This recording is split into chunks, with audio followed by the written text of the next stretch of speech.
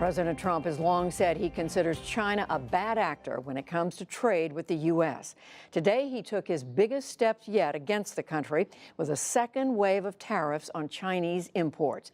It comes as the U.S. trade imbalance with China keeps growing. Last month, the Commerce Department reported that the U.S. has a $375 billion trade gap with China. William Brangham is back now with a closer look at the potential consequences of today's move.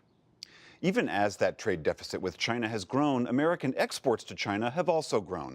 Last year, they rose to $130 billion. The president's new taxes and tariffs could impact roughly 1,300 Chinese products. These are products we buy and wear and use every single day. But will these tariffs have the desired effect? Ian Bremmer is president and founder of the Eurasia Group, as well as global research professor at New York University. Welcome. Good to be with you. The stock market did not like these tariffs today, it seems. What's your take on them?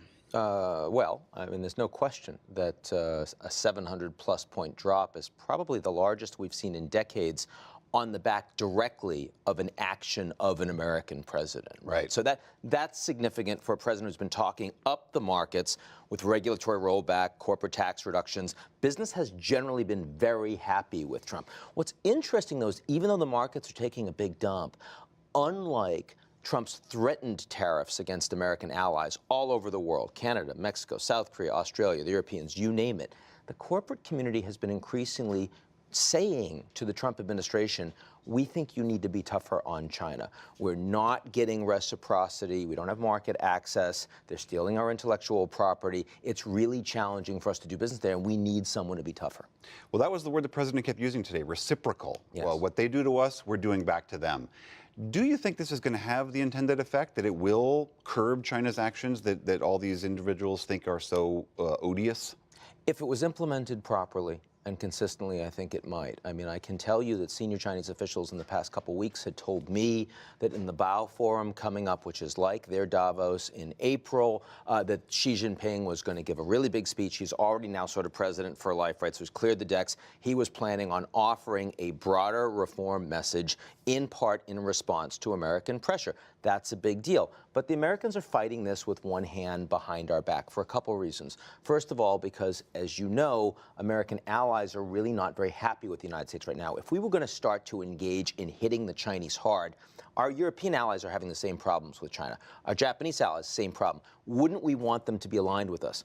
Actually, that's not where they are, right? I mean, we're hitting them on steel and aluminum and forcing them to come to us and say, can we please have an exemption? We decided not to Trans-Pacific Partnership. All the Asian allies upset about that, more aligned towards China. The Chinese are writing really big checks, one Belt, One Road. The Americans can't even do infrastructure at home, certainly not doing it internationally. There's one other big point, which is this new Taiwan Travel Act, just signed into law by President Trump, which says that Americans can travel senior level to Taiwan, will accept Taiwanese leaders to the United States. That is a non sequitur to the Chinese and a red flag.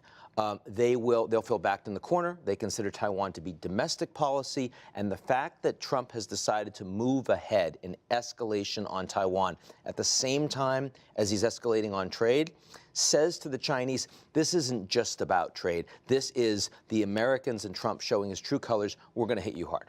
So you think that because we're not working with our allies, because we're doing this other action on Taiwan, because we are just going at it in an isolationist way, that it's not going to do what Trump would like it to do? I think America first, especially vis-a-vis China, is a very workable strategy if it's strategic, it leads by example, it's multilateral. Instead, it's the antithesis of that. It's unilateralist, it's really transactional and short term. It's not doing what it needs to do to actually tell the Chinese, we're going to take this seriously. Look, we got the Chinese under Trump to take North Korea more seriously. By they squeezed them. They supported unanimous resolutions at the Security Council. They cut off smuggling. They broke down joint ventures with the North Koreans. They never would have done that under Obama or under Bush. And that was because Trump was pressuring them. So it's not that American pressure doesn't work against the Chinese. And we do need to execute and show that we're willing to take some market pain in the United States so that they'll take us seriously. But if you want a strategy like this to work, just like on North Korea, you need your allies, you need envoys and the rest. Trump has not set himself up for success here.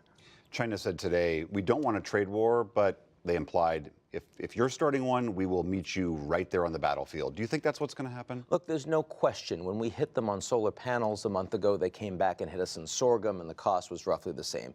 If they end up being charged $50 billion, they're going to hit the United States. They've already talked soybeans, about a $15 billion export industry right now to the Chinese. That's going to hit red states, so Trump and his allies are going to take it on the chin there. They'll also hit American corporations doing business in China.